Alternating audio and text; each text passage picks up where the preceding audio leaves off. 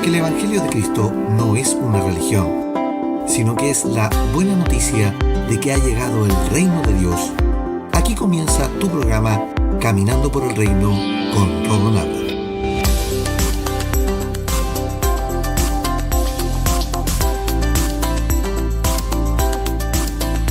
Bienvenidos a Caminando por el Reino, tu programa de enseñanza de la gracia a tu casa. Anteriormente en Caminando por el Reino, esta semana siguiendo la enseñanza del pacto eterno, comenzamos a hablar del sacerdocio eterno y en el episodio anterior aprendimos lo siguiente. Uno, que Abraham considera la grandeza que tiene Melquisedec y a este le da el diezmo en una muestra de gratitud. Segundo, que los diezmos fueron entregados en herencia a los levitas. Como ya era una costumbre, Dios toma esa costumbre y se la da a ellos para que ellos tengan sustento, porque ellos ministraban en el tabernáculo. Por otro lado, los levitas, de esos diezmos, que en su mayoría eran animales y frutos y hortalizas, sacaban para oficiar los sacrificios y ofrecerlos al Señor. Tercero, el orden de Melquisedec cambia la asignación de los levitas como tribu, como linaje, por medio de Cristo, quien es el perfecto y sumo sacerdote para siempre, cumpliendo la profecía dicha por el salmista David. Cuarto, al cambiar el orden, no solo cambia el sacerdocio, sino que también el tema de los diezmos ya no puede ser cobrado jamás por no corresponder al nuevo pacto. Pero sí, la Eclesía tiene el deber y responsabilidad de sustentar a los ancianos, viudas y por supuesto a quienes trabajan en la obra del Señor, es decir, a quienes tienen los roles de edificación, entregándoles un salario o una remuneración. Quinto, los diáconos son encargados de los dineros y asuntos administrativos de la Eclesía en el nuevo pacto. Ningún ministerio o rol de edificación puede estar involucrado en temas de dinero, ya que no es su función. Pedro, al ser el pastor de la iglesia y también apóstol, en Hechos capítulo 6, separa los roles de lo administrativo y los espirituales. Y por último, sexto, Cristo como sumo sacerdote es nuestro mediador para siempre, ya que Él ministra en el lugar santísimo de Dios. Él media por nosotros y nos da acceso a la intimidad con Dios por esa ofrenda única y perfecta que Él ofreció una vez y para siempre, y de la cual Dios lo constituye en un sacerdocio para siempre bajo el orden de Melquisedec. Han sido 2 semanas de conversar del pacto eterno del Señor y todavía queda mucho más por enseñar de lo mismo, pero considero que lo que ya hemos aprendido es algo que debe ser no solo entendido, sino también debes comprenderlo en tu interior y vivirlo en el Señor. El propósito eterno de Dios es de reunir, juntar, unir en comunión todas las cosas, de las que están en el cielo y las que están en la tierra, según lo que nos dice Efesios capítulo 1, verso 10. Y nosotros somos parte de ese propósito eterno, pues Dios nos escogió en Cristo antes de la fundación del mundo, según lo que dice Efesios capítulo 1, verso 4. Cristo, al firmar el pacto con su sangre preciosa, nos dio una seguridad tremenda que ningún pacto anterior puede con ella. Hebreos capítulo 6, verso 19 lo dice, es una ancla así de firme, y esto es vital para entender, ya que toda la construcción de nuestras vidas y de la Eclesía como organismo vivo del reino debe ser cimentada en la verdad presente del pacto eterno del Señor. Y Pablo así lo afirma, edificado sobre el fundamento de apóstoles y profetas, siendo la principal piedra de ángulo Jesucristo. Efesios capítulo 2, verso 20. Cristo es la piedra angular de la estructura, porque es nuestro mediador, es nuestra salvación, es nuestra fuente de vida, nuestra garantía, nuestra anca, es nuestra seguridad. Y en Hebreos aprendimos que ese pacto nuevo en Cristo Jesús es parte de ese fundamento, es la base de ese fundamento. Y eso, mis hermanos y hermanas, es todo lo contrario a lo que muchas hoy día congregaciones enseñan, y también las religiones pseudo cristianas, las cuales, como ya se habrán dado cuenta, desconocen el Evangelio en su profundidad y por sobre todo el pacto eterno del Señor. Y ese pacto es nuestro fundamento. Es el comienzo de un aprendizaje del Señor y su gracia para nuestras vidas. La carta a los Hebreos es precisamente la carta que muestra contundentemente el nuevo pacto para los hebreos, porque para ellos era un nuevo pacto, porque había sido prometido como tal, pero para nosotros, que no estuvimos ni estamos en la ley, es el pacto eterno que se propuso nuestro Padre Celestial de hacer en Cristo Jesús y que hoy podemos disfrutar en nuestras vidas. La palabra nos dice en Hebreos: pero ahora a Jesús, nuestro sumo sacerdote, se le ha dado un ministerio que es muy superior al sacerdocio antiguo, porque Él es mediador a nuestro favor de un mejor pacto con Dios, basado en mejores promesas. Hebreos capítulo 8, verso 6, en la versión NTV. Ahora, al estar en Cristo, nosotros compartimos el ministerio del sacerdocio. Él nos hizo sacerdotes, según lo que ya hemos aprendido y leído en 1 de Pedro capítulo 2, verso 9.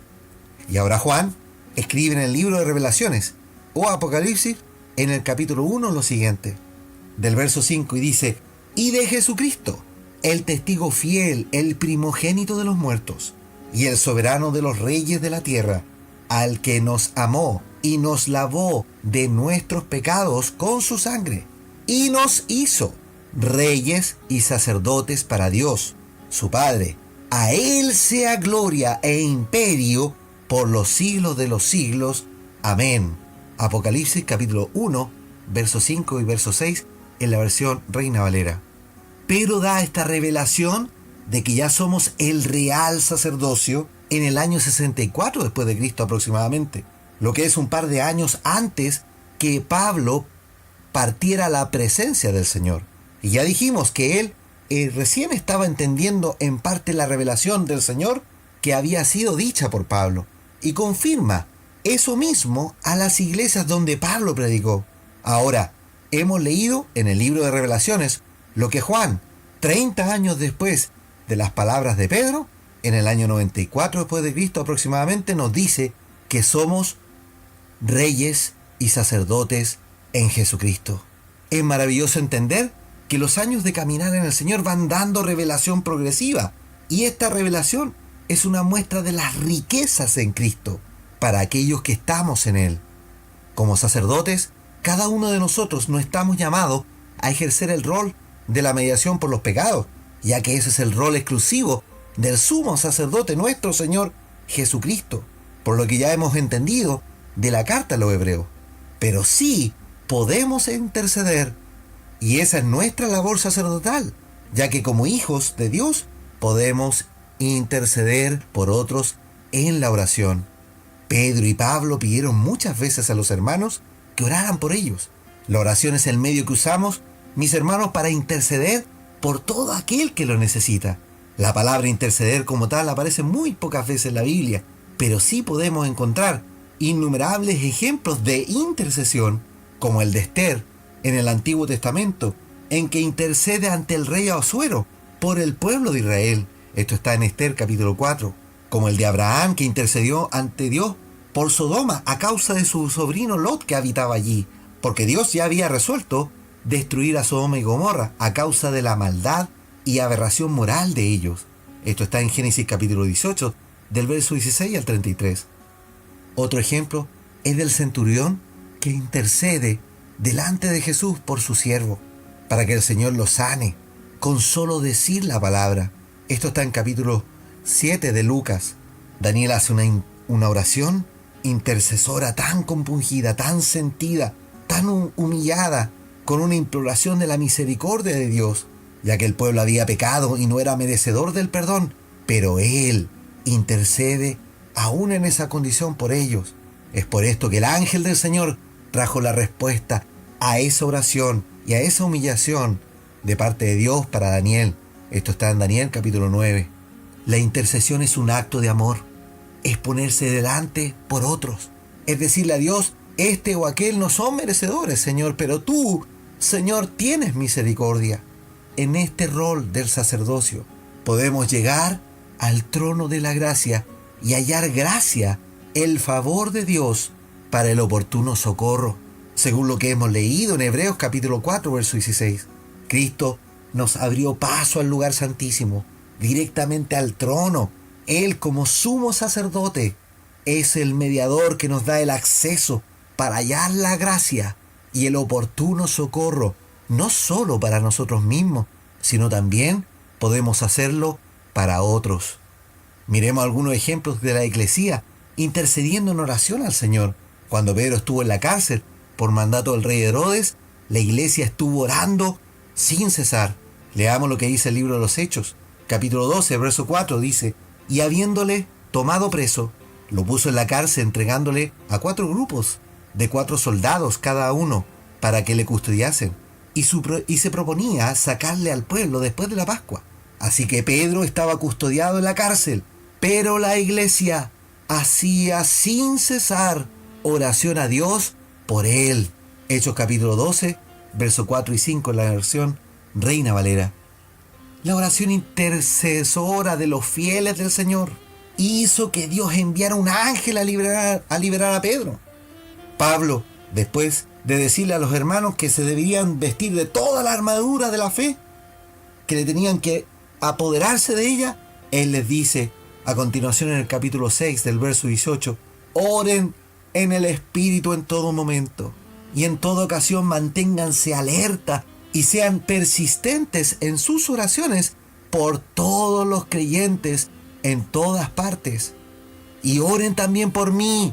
Pídanle a Dios que me dé las palabras adecuadas para poder explicar con valor su misterioso plan. Que la buena noticia, el Evangelio, es para los judíos y gentiles por igual. Ahora estoy encadenado, pero sigo predicando este mensaje como embajador de Dios. Así que pidan en oración que yo sigo hablando de Él con valentía, como debo hacerlo. Efesios capítulo 6, verso 18 al verso 20 en la NTV. Fijémonos que la oración es permanente, no es de 15 minutos al día, es algo que debemos hacer permanentemente en el tiempo.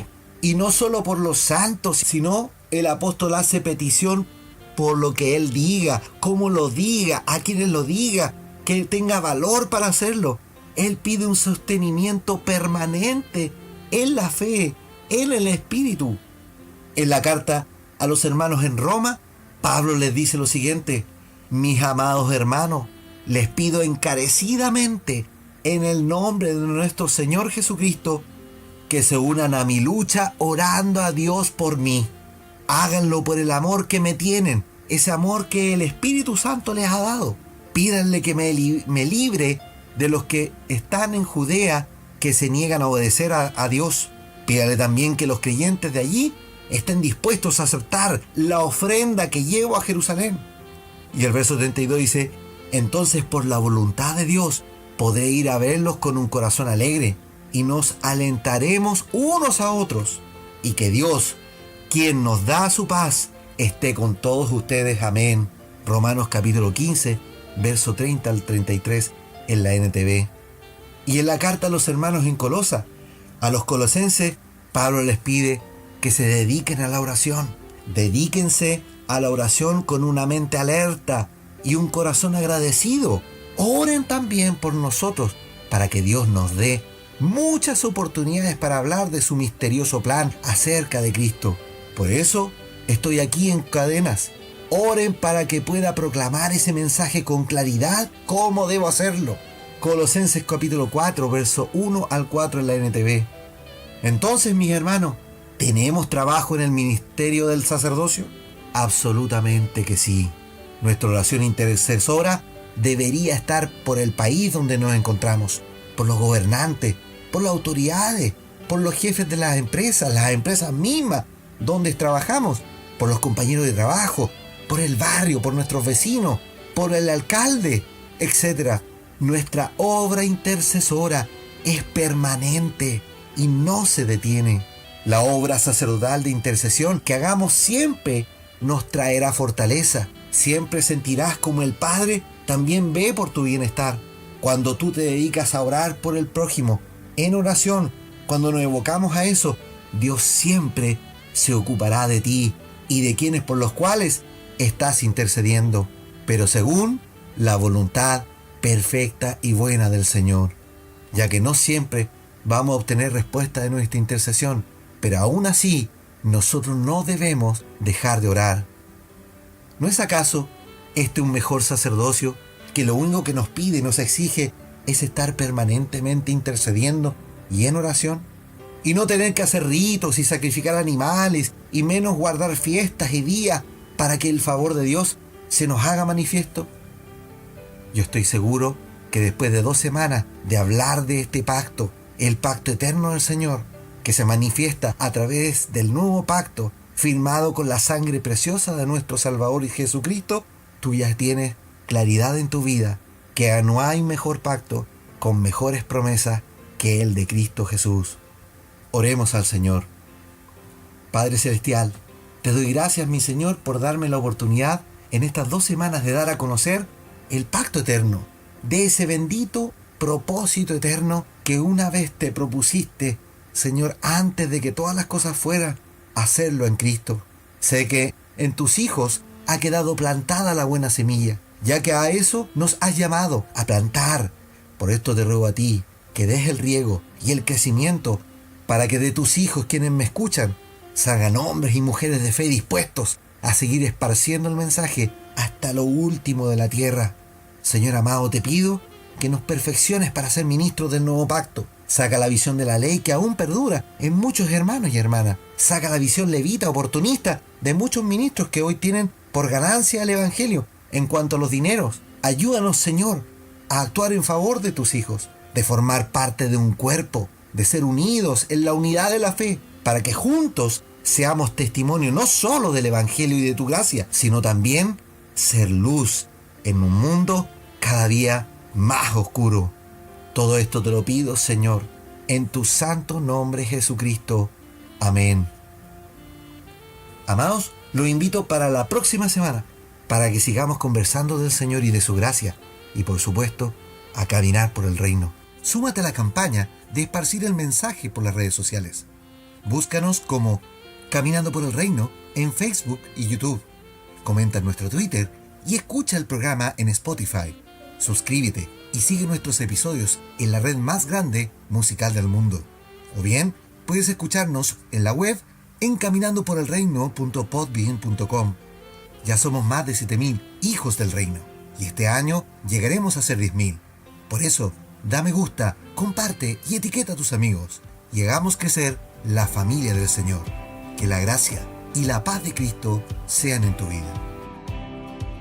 Perdido estaba, desesperado, sin esperanza, lleno de confusión. Mas hoy yo canto, tu amor me levantó. Estaba muerto en mis pecados, me estaba ahogando, no hallaba solución. Oh, aleluya, tu amor me levantó. Tu amor me levantó. Fue por tu gracia y misericordia. Soy más que vencedor. Por siempre cantaré. Tu amor me levantó.